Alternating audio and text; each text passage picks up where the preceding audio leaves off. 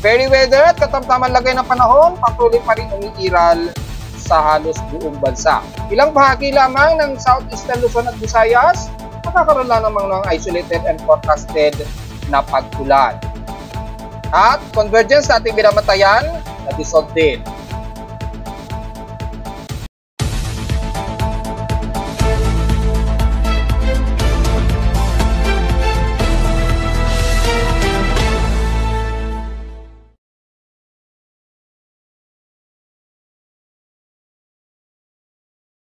Hello, magandang tanghali mga folks. Welcome po muli sa ating Daily Weather Bulletin at Analysis para sa araw ng Huwebes, November 21, 2024. Ang oras nating bosep ngayong tanghali ay alas 11:39 na ng magtatanghaling tapat. Well, patuloy na katamtaman at most of friendly weather tayo ngayon. So asahan pa rin ng maaraw at maalinsangan na panahon sa halos buong bahagi po ng bansa.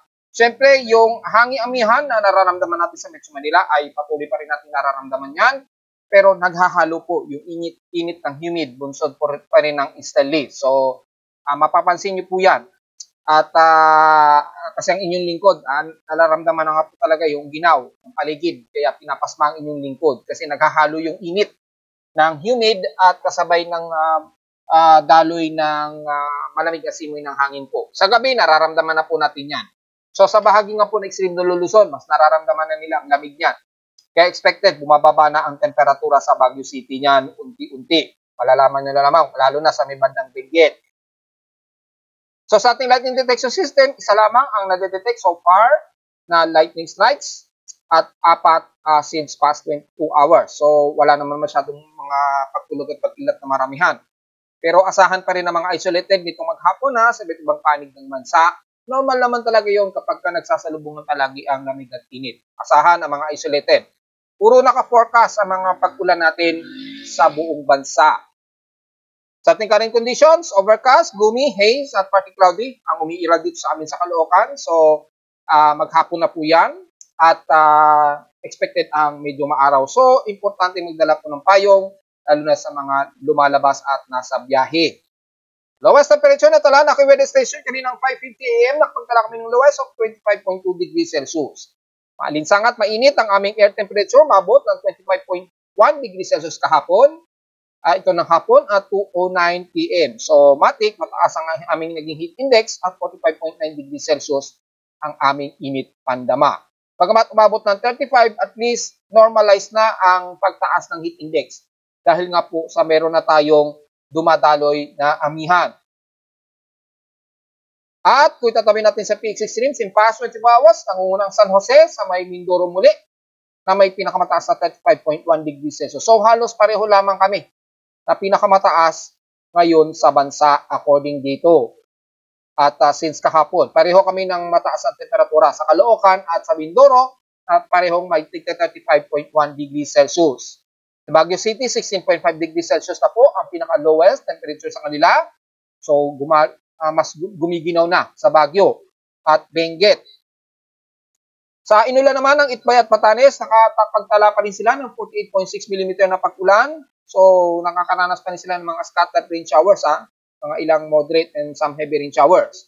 Wala kami naitala pa rin na pag-ulan dito sa Caloocan. So, sa buong November, nakaka 151.2 mm lamang ang total rainfall namin. So, from the average na monthly ng every November, average, lumagpas pa rin kami sa mahigit 151 mm. So, ang pinaka-November average namin, 77 mm lamang. So, mukhang mas mataas ngayong taon kumpara ng mga nakaraang taon. Ibig sabihin lamang yan, nalagpas kami sa pinaka-average na 77 mm lang dapat ang magiging expected average rainfall namin for the month of November. Well, dulot lamang yan ng may dumaang kasing bagyo. So, at least, pasok pa rin siya sa pinaka-November average kung tutuusin. Sa ating outside humidity, 70%, katamtaman, bumaba ito ng 7% since last hour. Medyo moderate din ang ating atmospheric pressure, 1,009 hectopascals, pabagal itong bumababa since last hour. At meron tayong space weather status muli na may at least minor na geomagnetic field at KP index. At solar flare na rin. Bagamat sa ating forecast, sa KP index, wala naman tayong inaasahan na pagtaas ng geomagnetic field ngayong araw. Pero within 2 days, maabot sa unsettled ang ating inaasahang geomagnetic field. Yan, hanggang 3.0. So, minor lamang or posibleng magkaroon ng greater. Pero base sa kasalukuyan, mababa lamang ang significant nito. So, wala masyadong transient na mangyayari. Mababa rin ang solar radiation at 5%. Pero yung ating possible radio blackout, 50-50 ang chance pa rin in R1, R2. Well, normally yan. Kapag yung ating haring araw ay nagbe-behave ng medyo sinusumpong-sumpong at hindi naman. Wala tayong masyadong malaking cluster ng sunspots. Malilit lamang ang mga cluster.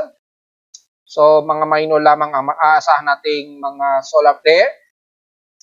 Sunspot number natin, 113. Medyo malaki-laki ng konti. Pero at least mababa lamang ang cluster sa haring araw. Yun ang importante. So sa forecast, wala tayong inaasahan. Hanggang unsettled lamang ang naka-forecast dito. Hanggang sa susunod na 3 araw. Ayan. Hanggang sa magkakatapusan na po yan ng November. Hanggang November 24. So normal. Wala namang masyadong tumataas mahigit sa unsettled. Normal to unsettled lamang. So medyo good news. Sa ating solar X-ray flux, nagkaroon ng minor na M1.1 na solar flare. At least, M plus 1.1 lamang, minor. Nag-maximize ito. Kaninang madaling araw pa at 3:48 AM. So, medyo kaninang madaling araw lamang ito naganap. Ito po yun.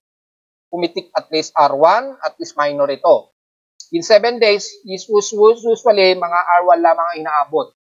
Yan, hindi naman so far umaabot ng R2 within 7 days. Wala tayong naitala ng R2. So at least mga minor to moderate lamang ang ating solar X-ray flux. Medyo good news na rin kahit papaano. At kahapon, nagkaroon tayo ng medyo distortion sa ating magnetosphere. Dulot pa rin ng mga ilang mahihinang geomagnetic field. Ngayong araw, so far, wala naman. Medyo magaan-gaan ang impact sa ating magnetosphere. So, wala tayong magiging komento. Pagmat mataas ang ionospheric field pa rin ang total electron content sa Mid-Pacific at bandang Indonesian Peninsula. Hindi masyado sa Pilipinas, medyo lamang, mga minor moderate, kasi sa ating derived PEC, yan, ay ganun din ang progression. At least mga ilang minor to moderate. Medyo good news ang ating space weather ngayon. Yung swelling lamang ng radial velocity, medyo nagmo-moderate. Pero ang kagandahan nito, mababa ang projection. Hindi siya masyadong direkta sa Earth. Kung titingnan natin yung pinaka-side at top, makikita natin yung plasma density, hindi direkta naman sa Earth. Medyo nararamdaman lang natin yung mga tailing niya. So, mula sa pagpitik ng since anong araw ngayon? 21. So, pataas. At least, umaabot at mga at least 650 km a second yung wind velocity. Pero yung impact, hindi naman masyado kalakasan. So, mababa ang ating D-region absorption. Hindi ganun kalala. So, usually, sa umaga, mahina ang ating HF condition band within 80 to 40 meters. And the rest, maganda naman ang reception ng ating mga radio transmission. So, yun lang po ang asahan natin sa ating weather status o space weather status. At balik tayo sa pinaka-status. Mula sa high tide and low tide status ay minimum low pa rin tayo. So, mataas ba to? Aabot ba to ng more than at least 1 meter? Mula nung madaling araw, kaninang madaling araw, so far hindi naman. At inaasahang bukas pa ng madaling araw, aabot ng 1.2 meters ang taas. So wala naman sigurong papalaot ng ganyang oras, madaling araw po. So maghapon, wala naman at mababa ang ating tide sa pagpang ng Manila Bay. So to follow up para sa ating significant real-time wave height, tsaka yung pinaka-wave under construction ko pa po. So, patuloy ko pa rin i-experiment yung lagay ng yon and hopefully, makumpleto natin. Under observation, try and error pa po kasi ako, kaya patuloy pa rin nating binabantayan yung scripting nun. Di pa tapos. Kasi medyo stable ang magiging galaw ng yung ating tide monitoring sa Sentinel. Kaya hindi pa natin na-upload sa website. Maganda yon, at least real time natin na monitor kasabay ang kapag kami mga seismic waves. Sa ating almanac, sumikat ng haring araw kaninang 6 o'clock AM, eksakto, At lulubog naman ito mamayang 5:23 p.m. At ang ating 70%, waning gibus illuminated. Sisikat naman ito mamayang gabi, 10:33 p.m. na. At lulubog naman ito kinabukasan ng umaga at 10:57 p.m. So hopefully na-enjoy ninyo yung conjunction ng Mars at Moon, ha? At medyo tinamad lang ang inyong lingkod kumuha. At medyo busy kasi buong maghapon kami. At hindi nakapag-stargaze. Mas gusto ko mag-update ng latest na kuha ng conjunction ng Moon at Mars. Pero titingnan pa rin natin mamaya. Since mga bandang 10 p.m. pa naman ito mag-moonrise. So bandang 11 o bago maghating gabi pa lang, makikita in 20-degree angle ng aming altitude dito sa Caloocan. So susubukan natin. Sa ating local weather outlook pa na ngayong Huwebes at Biyernes, magiging maaraw ang ating kondisyon, mga ilang partly cloudy, so klaro ang halos paghapon hanggang bukas ng Biyernes. Ang kitang-kita naman po, klaro. So wala tayong expected na pag-ulan sa Metro Manila. Magkaroon man, siguro isolated na lamang ito. Highest and lowest temperature expected, 32 degrees Celsius, and lowest temperature expected ay 25 degrees Celsius, since wala namang naka-forecast. Ang medyo i-take note natin, malakas po yung sinag ng araw, ha? Maabot sa index of 7 at 8 hanggang bukas. Yun na lamang ang medyo pag-iingatan natin. Ganito ba to katagal hanggang this week o this weekend? Yes, pakikita po natin. Madalas, klaro ang himpapuwid hanggang Martes. Sa linggo, medyo partially cloudy dan. May mga isolated rain showers daw na naka-forecast. Pero the rest, hanggang Martes next week, mukhang partially cloudy lamang dito sa amin sa Caloocan. So, inaasahan sa buong Metro Manila at iba't ibang bahagi po ng bansa yan.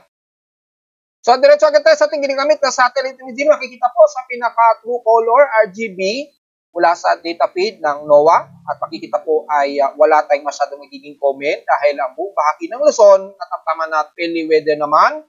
At kung titingnan natin sa pinaka-front top infrared colors, para mas makita natin kung yung mga area pa rin ba na uulanin. Well, kung titingnan natin dito mula sa buong bahagi ng Northern Luzon, Central Luzon, pababa ng Metro Manila at Calabarzon, fairly weather po tayo, mga ilang partly cloudy lamang. May mga ilang pag-ulan lamang, mga light rain showers dito sa may bandang dulo nga po ng Batanes at Itbayat Batanes at Babueng Island. Dahil nandyan po yung pinaka-shear line, yung frontal system natin, yan, pagitan pa rin ng bandang Taiwan. So, nandyan pa rin yung pagitan yan. So, asahan nyo po. Yan. So, ito po yung pinaka-shear line. Excuse me. So, yung malamig na nagsasalubungan ng init at lamig dyan, ay patuloy po, magbubunsod pa rin yan ng mga ilang localized thunderstorms at mga kalat-kalat na pagulan, lalo na sa may bahagi nga po ng extreme no Luzon. Dahil dyan po nagko-concentrate yung moisture. Pero di sa bahagi ng nalalabi ng buong Luzon hanggang South Luzon, halos fairly weather po tayo at ilang lamang kaulapan ang iiral. Pagkaroon man ng mga kalat-kalat na pag-ulan, mostly isolated rain showers lamang ang naka-forecast. Especially sa bahagi nga po ng Sorsogon, patawid na ng bandang Calbayog, yan, sa may bandang northeastern Samar. So kung tingnan natin by street map, makikita natin in details ang bahagi ng northern Samar, nakakaranas pa rin sila ng mga ilang light o moderate showers at cluster lamang ng mga heavy rain showers. So, kung sisilipin natin through satellite imagery naman ng Himawari, makikita po natin ang bahagi. Yan, i-maximize natin para makita.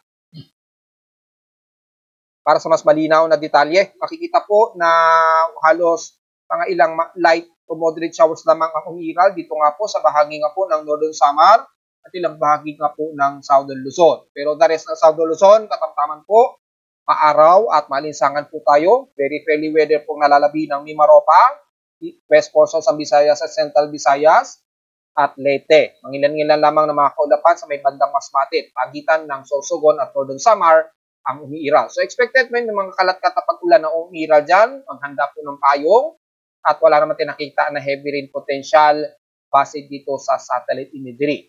Wala rin tayo magiging komento sa Mindanao, magiging most of maaraw at malinsangan po ating buong maghapon. Mga ilang kalat-kalat lamang at isolated na mga naka-forecast lamang na uulanin sa mga bahagi ng Mindanao. Wala tayong nakikitaan na significant na trough na magbubunsod po ng malalasang pag-ulan. Biwari na lamang din sa may bandang southern part o southeast part ng Mindanao. Medyo makapal po yung cluster dito ng Colapan. So within 24 hours, posibleng lumapit yan sa may bandang southern Mindanao. So magbubunsod yan ng posibleng kalat-kalat na pag-ulan, lalo na di sa bandang Davao de Oro hanggang Davao Oriental. Expected din aabot yan ng bandang Davao del Norte and the rest ng Sorsogen hanggang Davao Occidental area. Kung lalapit itong cluster na ito may heavy rain to violent rain showers dito. Dahil yung yung parang southwesterly track o yung ITCC sa may bandang Indonesian Peninsula, medyo nagsaswebbing dito sa may bandang southeastern ng Mindanao o silangan ng Mindanao. Kaya nagkakaroon ng mga cluster na kaulapan sa ilang bahagi ng Basilan at Zamboanga Peninsula. Pero hindi naman nagpapang-abot sa pinaka-landmass ng Zamboanga del Sur at Zamboanga del Norte. So kasalukuyan muna ang kalmado at wala tayong inaasahan na malakas ang pag-ulan. Yan, wala naman masyado. So titingnan natin malinis at maaliwalas ang himpapawid natin. So yun lamang po pinaka-analysis natin. Generally, ang buong bansa ay fairly weather po tayo. Maaraw ang ating halos maghapon at paalisangan, bunsod po ng istalis pa rin na magpapatuloy na magdudulot po ng humid na panahon sa buong bahagi ng bansa. Yan. Magdudulot din yan ng mga ilang isolated rain shower sa maghapon So magdala na lamang ng payong pero wala naman tayong magiging komento sa anumang mga medyo matitinding weather systems.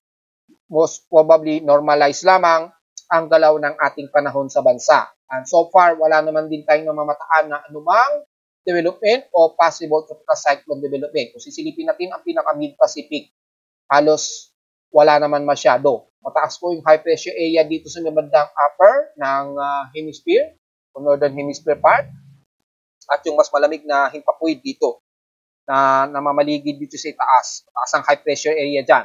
Kaya yung ating hamihan, patuloy na pong bumababa rito sa may bandang northeast at northwestern Luzon. Medyo mas lumalamig na nga po ang bahagi na yan dito sa portion ng northwestern Luzon hanggang Benguet. So sa Benguet, unti-unti mas lumalamig na ang temperatura dyan dahil nararamdaman na sa Metro Manila ang lamig ng simoy ng hangin dulot ng amihan.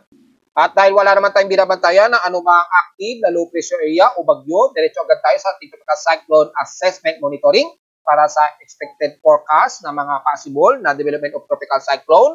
Mula sa mga computer models ng iba't ibang weather agencies mula kay GFS, wala naman tayong namamataan dito. So most of shear line na nakikita natin at ilang trap sa may silangan ng Mindanao.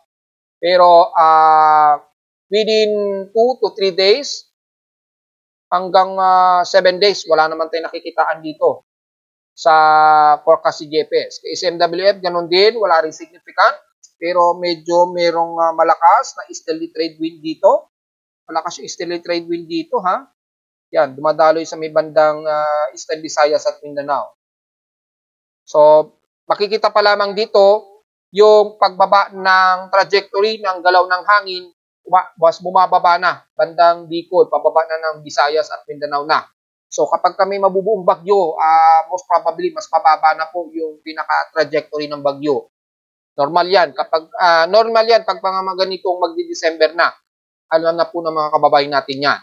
At mula dito, kay ECMWF, wala naman tayong naasahan na may nabubuong sama ng panahon. Most probably, lumalakas lamang ang easterly trade wind.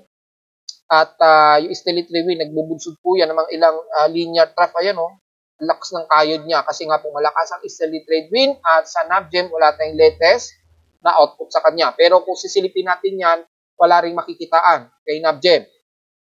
At wala naman dito sa Icon and GM, ganun din. Makikita po yung lakas ng daloy ng easterly trade wind sa may bandang Eastern Visayas at Mindanao sa labas ng PAR.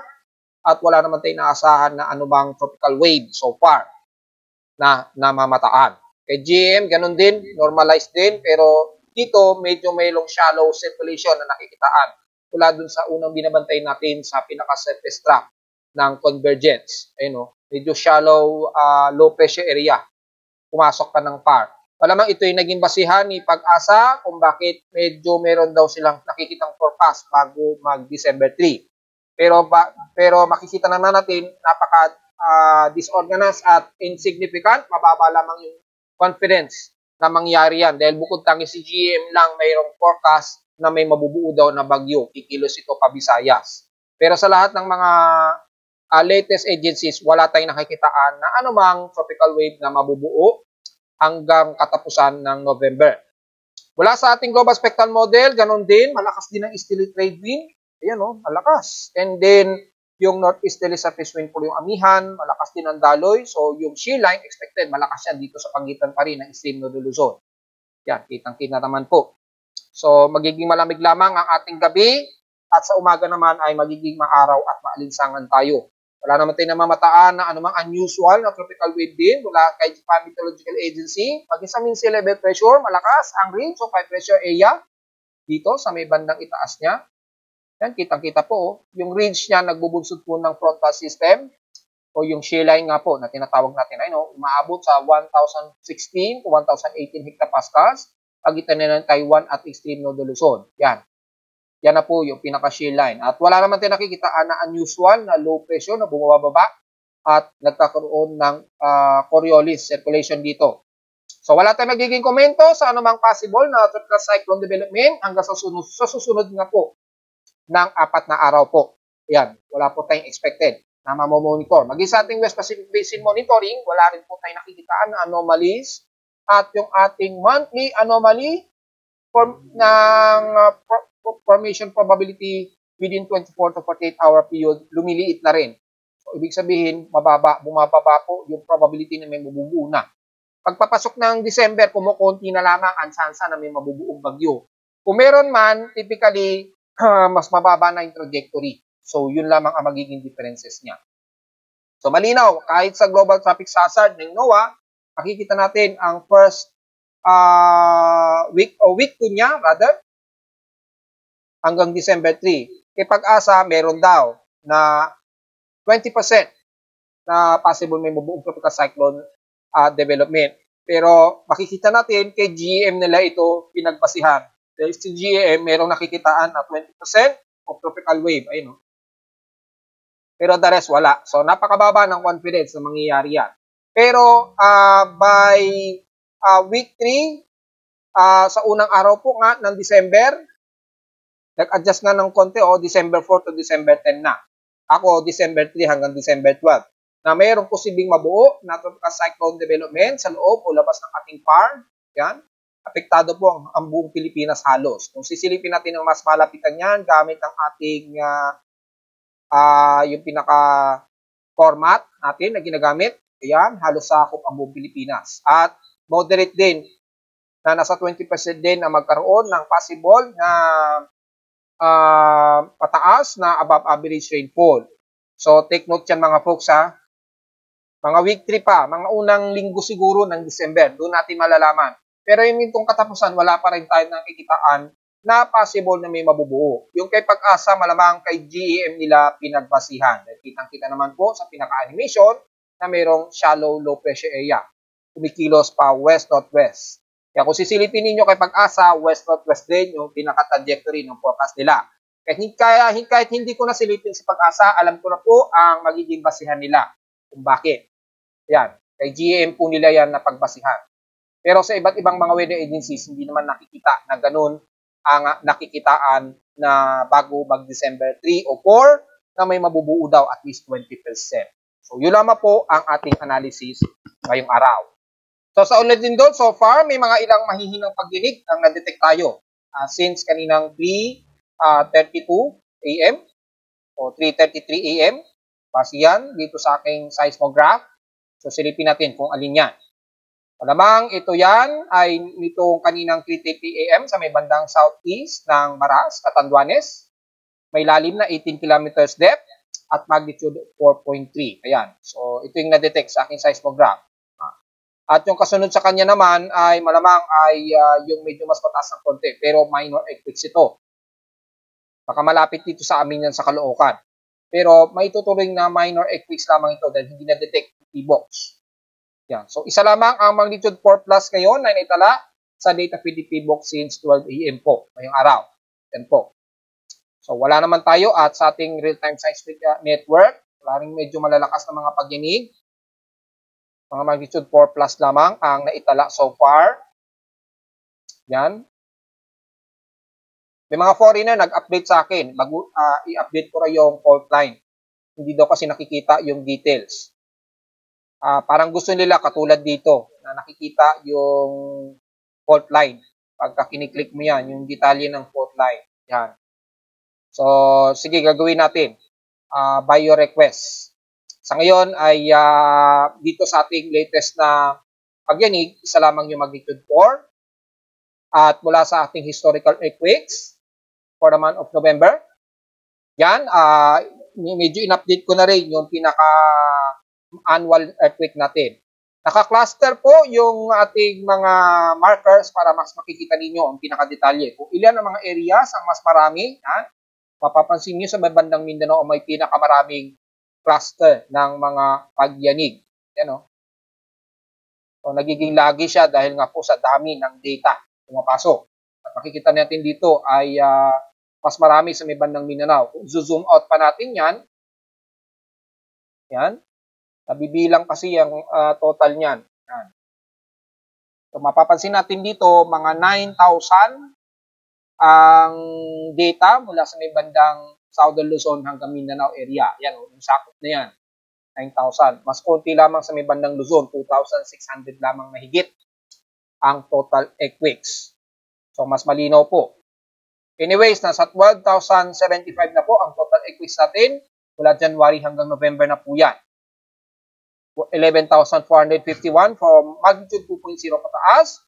564 naman sa magnitude 4.0 pataas. 52 sa magnitude 5.0 to 6. 6 sa magnitude 6.7 to 0 at 2 magnitude 7.0. So, at least may detalye. Unti-unti, binabago na natin yan. Hindi na natin ginagamitan ng Google Maps. Ito, medyo hindi pa tapos. Nasa Google Maps pa rin siya. At aalamin natin kung ilan ang total earthquakes natin. Nasa 607 na po ang ating total earthquakes for the month of November. 579 magnitude 2.0 pataas. 27 sa magnitude 4.0 pataas. At isa ang ating magnitude 5.0 pataas, which is ito nga po. Dito sa may bandang Davao Occidental or Davao Oriental. Pagbase natin ang General Generoso, ang pinaka-reference point. So, natiling konti pa rin ang ating total earthquakes for the month of November. Hindi pa rin umaabot ng halos 700 na total earthquakes. Yan. So, mga nasa around 607 pa lamang ang ating total earthquakes. Natiling konti pa rin. Mukhang mas mababa ito kumpara nung last month ng October. Well, tingnan na lamang natin mga folks. At narito naman ating 3-day 20 weather forecast para sa araw ng Webes, November 21, 2024.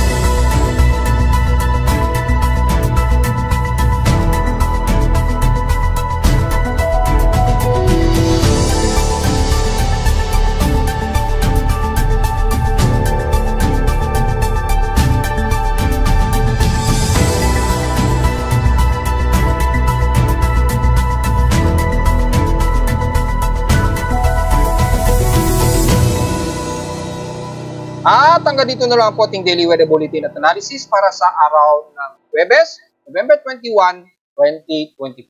Huwag po kalilimutan na mag-like and subscribe po sa ating YouTube channel at visit lamang anytime sa ating website at www.pimoweather.com para sa iba pang detalye na gusto nyo malaman na hindi natin isama ngayong tanghali sa ating report. Well, normal lang naman ang ating weather system ngayon, amihan lamang at alinsangan ang magiging mas madalas.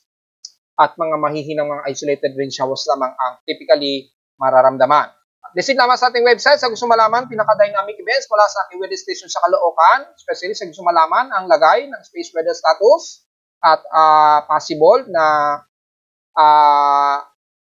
aktibidad gaya ng mga volcanic events, yung CBI, importante po yan. Mula yan sa aking weather station sa Caloocan at sa data feeds mula sa iba't ibang weather agencies. Maraming salamat po mga folks at magandang tanghali po sa ating lahat.